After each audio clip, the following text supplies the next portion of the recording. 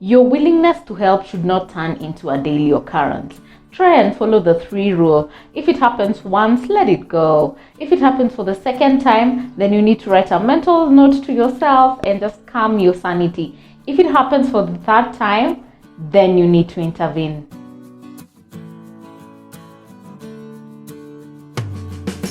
Hello everyone and welcome to today's vlog. If you're new here, karibu sana. My name is Yvonne and I'm usually the host of this channel. So I usually post this kind of videos every Thursday. So please guys, don't forget to subscribe to this channel, like this video, share, tell a friend to tell a friend. And let's get into the video.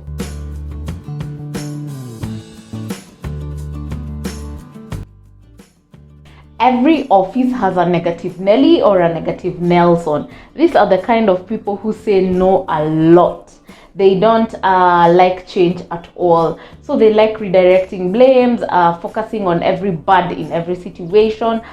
They generalize things. And this kind of people can be caused due to 2 things. It can either be through past experiences or just a personality clash between maybe the person, the team member and the manager, for example. Let's say you're doing a proposal to your managers, and then one person who has a personality clash and you did not satisfy what the kind of way they work, and maybe you did not have facts, you did not have figures, they did not see the logic in your presentation, they did not see how your presentation would be in line with the mission of the organization. This kind of people are easier to manage because you just learn how they work, how they like their reports, and work through it, and you'll be in line. But the kind of person who has been through past experiences and now they have become negative, it's very difficult to work with them because all they do when you do a presentation, they're saying, we have seen this before, you're not the first one. I mean, I don't see how you're going to do it differently this time. They will not even give you time to show results because they have already put a mindset that this is not going to work. We already tried it, so I don't see how you're going to do it differently. Those kind of people are very difficult, negative people to work with.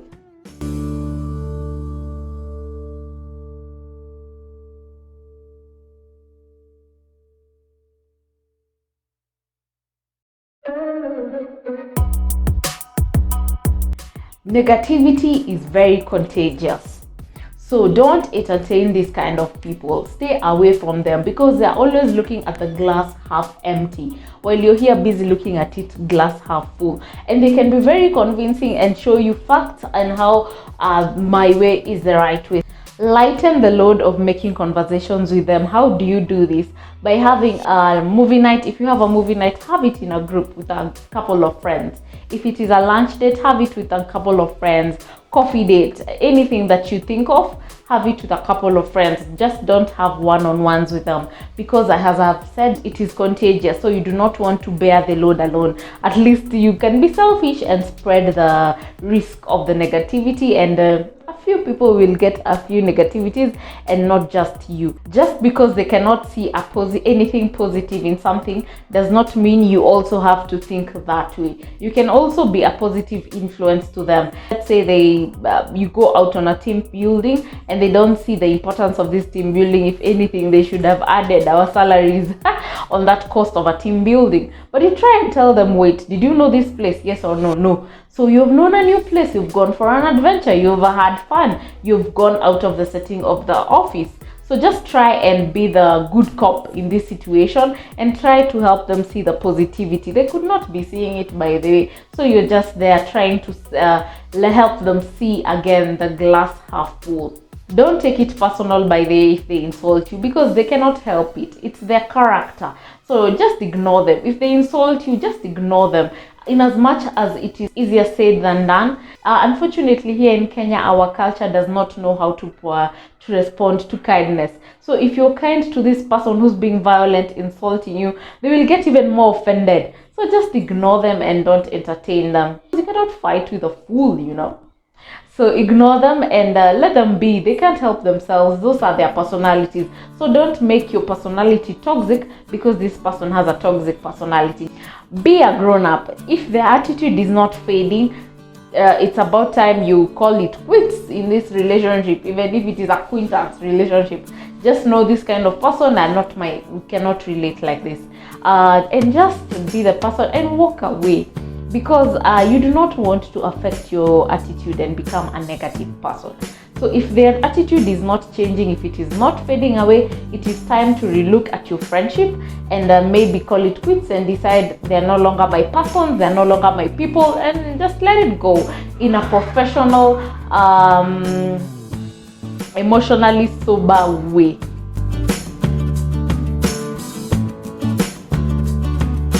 Identify what exactly is this negative behavior. It could be maybe they see every bad in every situation.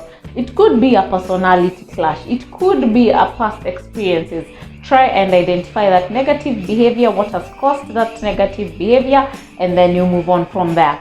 So once you have asked them, so what's your plan to address it? Try and listen to them. You might not necessarily implement everything, but try and listen to the ideas. It could be just a personal issue that they are facing. Try and listen to the ideas or their proposal on how they are planning to solve this kind of situation. After maybe you have agreed to disagree, for example, they have come up with the ways that if they have come up with the ways that they are planning to address these situations, you have also given them their feedback on how you also plan to address these situations. Do a follow-up. You could have agreed in that meeting, after 3 weeks, or rather after 3 months or 1 month, whatever the duration, I'm going to have a sitting with you and see if there have been any improvements and if you need help in anything. Setbacks, experiences, challenges, they're part of businesses. So set a good example, but use this as a learning experience.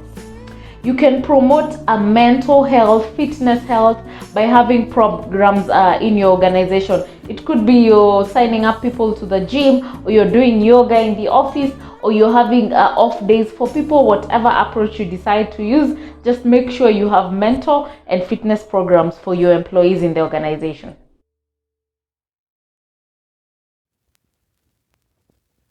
A research was done on this, and the number, or rather the percentage of people who gossip in the office. Note that there are positive gossip, Note that there is positive gossip and there is negative gossip. As long as a gossip is aligned to intimidate, humiliate, embarrass you, there's negativity, then that's a negative gossip, and that's the gossip that I'm going to talk about. This research stated that 86% of employees gossip about corporate challenges. 21% regularly gossip at work. Could be just kawaida things. Maybe how we are not motivated, our salary has not been increased. It's all motion. So 21% of people in the organization regularly gossip. 15% occasionally gossip. And guess how long this gossip takes? 15 minutes. Oh my god, isn't that a long conversation? So the reason why employees will gossip in the organization is either because you're not giving them enough information, or they just don't trust you. And you'd find that a partial truth could be turned into a speculative truth, and it becomes a story in that organization just because they don't have enough information, or they just don't trust you. So they come up with stories and their own speculative truth about what is happening in the organization, or what happened to a particular person, and that kind of motion. And in case you're a manager and you're thinking, I can ignore it, it's not a smart move. This is because gossip can turn the organization into a toxic work environment. It can also cause low morale, especially if it is targeted to one person. And how can you tell if gossip is becoming negative into the organization? If the gossip has started to affect people's productivity, if it has started to disrupt the work in the office, if it is damaging interrelationships in the office, and now there's no more teamwork, if it is injuring employees' motivation and morale, if it is hurting employees, then know that this gossip has now become toxic and needs to be addressed.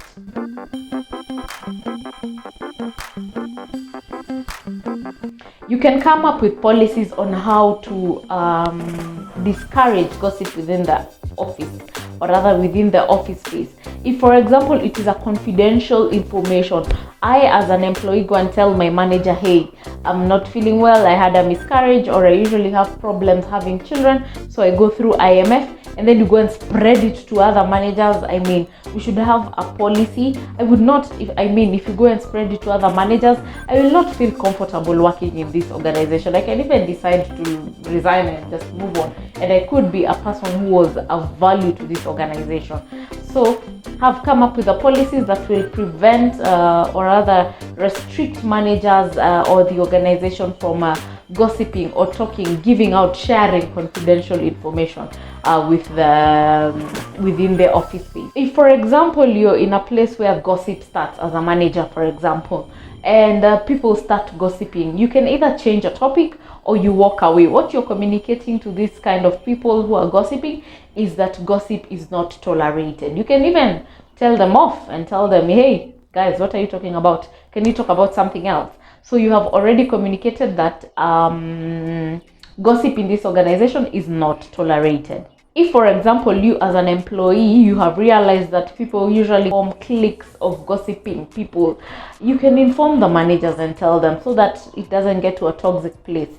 Managers who support a healthy work environment, a healthy culture, will nip it before it becomes even worse. So employees can try and inform their managers if their managers are not aware, so that it is cut off before it gets into a toxic conversation, or before it interferes with the culture of the organization and turns the environment into a toxic workplace. Address them calmly, professionally, privately, and tell them that you don't appreciate the way they go bad mouthing people and gossiping and spreading rumors. You can tell them and give them facts of situations, of scenarios. Come up with, if you had even documented, tell them, come with facts and tell them the organization does not appreciate your gossiping and coming up with speculative truth and interfering with the work environment. Positive gossip can be encouraged. For example, I'm a culprit of using gossipers in the office. For example, I know someone. Hey, that someone, if you place information on them like this, everyone in that organization will know about it. You can even tell them, hey, Fulani is doing a good job. Hey, have you seen that guy, the way he's working hard, coming to the office early? That kind of positive gossip is encouraged, can be encouraged in the organization. Don't listen to them. They thrive in places, or rather with people who give them a listening ear. So the best you can do for yourself, for the organization, is just ignore them. Tell them, hey, I'm busy. Unless you come to at a certain time, right now I'm busy. I'm not willing to discuss that kind of information right now. I'm really busy. I have deadlines to meet. I have a lot of workload. So you can rub them off, because they cannot, if they don't have someone who will listen to them, they cannot have someone to gossip with. So don't entertain them and ignore them as much as you can. Try and give them excuses after excuses on why you cannot talk to them at that particular moment, every time they come and try to share information or gossip with you. If you don't want to pinpoint particular people, or you don't want to shout it out and tell your manager that Fulani is the gossiper and I don't appreciate it, or it's disrupting the work, you can bring it up in the staff meeting and say, there's a lot of gossip in this organization. How are we planning to deal with it? I've been hearing rumors A, B, C, D. I don't know if it is the truth or not. You can do it in a professionally reasonable, mature way that it can be addressed now by the managers or the human resource from there once you bring it at the staff meeting. For example, I'm a gossiper and I come to you and tell you something like, this organization is pathetic, we are not appreciated, we are being overused here. And then or rather you tell me, by the way, this one is even better. The organizations, when you go for maternity, you're not paid your maternity leave. At least here we are paid while you're on maternity. You're even added your annual leave, and you're even given 2 months to come to the work at 11 until your baby turns 6 months. So you try and look at the positive situation and nyamazisha them like that. You can even tell them, at least here, even if we don't get bonuses, at least we get, at least here, if we don't even get commissions, at least we have our 13th salary and we get an equivalent amount of our salary on the 13th month of every year. I mean, The organizations, even you don't get salary increments, at least this one we're getting. So you try and communicate to them the positive that they should be focusing on, and not everyone is perfect. Not even an organization can be perfect. So you try and bring the positivity out of it so that you just shush them. If you want to have peace, you will keep your private life to yourself. You do not want to dare to tell a gossip about your private life, because if they have the audacity to come and tell you about other people, they will go and tell those people about you. So please keep your private life private. Let's say as a manager, you have been told about a particular employee who's a gossiper. By the way, gossiping is a habit, and breaking it can take a lot of effort. So you can try and coach them and help them work on their gossip habit. But if you try coaching them, it's still not working, they're busy gossiping and creating chaos within the organization and disrupting work, then it's time to start your disciplinary action. You can give them the first warning, or you can give them a verbal warning, but just start your discipline process, your disciplinary process.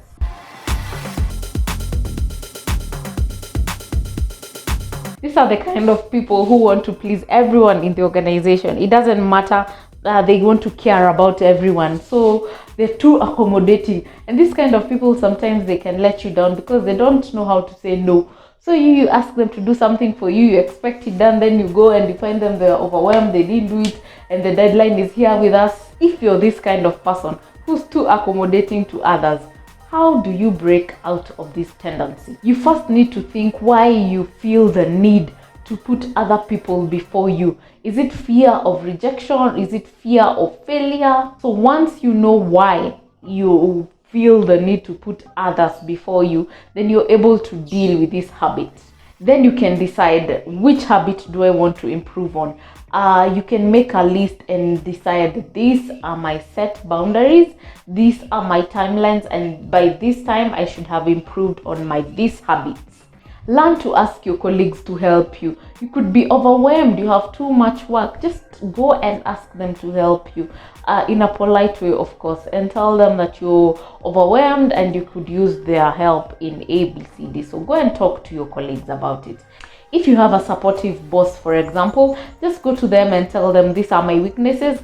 I have a problem of not knowing how to say no, so I would need your help. They will know what weaknesses they are working with, and they are those good bosses who will actually help you to work through them. They will even give you tips on how to overcome it and be a better person. They will even see that you're ready to grow and become a better person for the sake of the organization. So go and discuss, gauge your boss, my friend, gauge them. There are those who are not as friendly or approachable as you might think. So gauge your boss. If they're a good boss, go and talk to them about your weaknesses, and trust me, they'll be willing to help you. So as you become a better person, they will also see you want to grow yourself as a person, which leads to personal development. So work on that. Practice. If it means in front of a mirror, if it means in front of your spouse or your children or your parents, whatever it takes, practice to say no respectfully and professionally. Baby steps, baby steps. You see the way a baby starts by sitting and then standing and then crawling and then walking. Baby steps, my friend. Focus on the major habits that you need to work on and work on them. Go working on them gradually until eventually you achieve your goal. The organization does not rest on your shoulders, that in case you don't do anything or something, the organization will collapse. No, other people can also do it. So learn to tell yourself, you know what? I'm not alone in this organization. I'm not alone in this team. There are people in this organization who can do it. Let me work on my workload. It's too much as it is, and just focus on your current workload.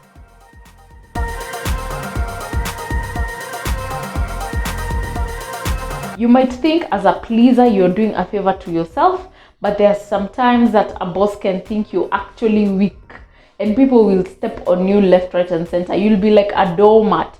So these are the ways that you can learn that you have a weak language, and you can even be the reason why you're not being promoted, because you're always apologizing, you're looking to please people, you're not authoritative. So you could be the person blocking your own promotion. So these are the traits of a pleaser.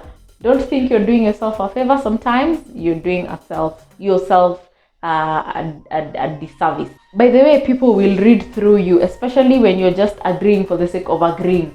You don't, I could even be presenting and testing you and presenting a wrong thing, and then you're there saying, oh yeah, that could work. I would be really, as a manager, I would see that you're not an innovative thinker, and I might decide this kind of person is just a team player. They don't deserve, they don't have a mind of their own.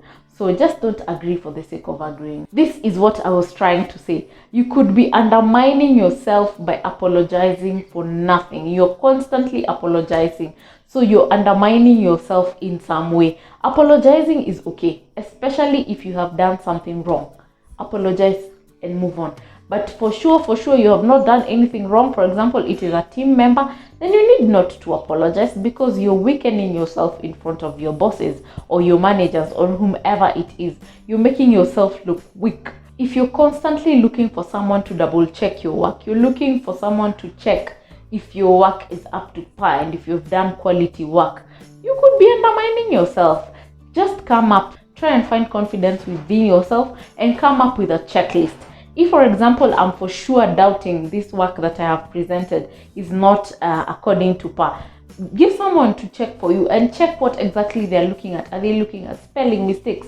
And come up with that checklist. What do I need to improve on? Do I need to structure my my proposals better, make it flow? Do I need to counter check my spellings? Go coming up with a checklist so that you can be more confident, and you will not need to look for people to give you approvals or credit or whatever you're looking for people to double check your work. Just try and find confidence within yourself and improve. It cannot be you're constantly being double checked. For example, you have done something, maybe it was a project that was due and you're the one who was there burning that midnight oil to make sure it was presented on time and it was perfect. And then you're given praise for it. You're told, hey Yvonne, that was an excellent job. Keep doing what you did. You did an awesome job. And then I'm like, I was not the only one who did it. We did it as a team, my friend. Accept your praise. Do not try and put yourself down and credit everyone. Yes, it is a good, noble thing, but when it is you who deserves that praise, accept it wholeheartedly. Say thank you for appreciating and noticing my hard work, and just accept your praise. I do not understand why you should not accept the praise and then you want to take the blame. You're working vice versa. If other people are the reasons why you're not able to finish your work on time, if you're in a meeting and people are being blamed, keep quiet about it. If that person is for sure to be blamed, they are to be blamed. I don't see why you should start now taking the blame and saying, oh yeah, I'm to blame, I also did not do my... When the heat has hit the fan, keep quiet. It's none of your business. Shh. Everyone is to blame in this meeting. You're not entirely to be blamed.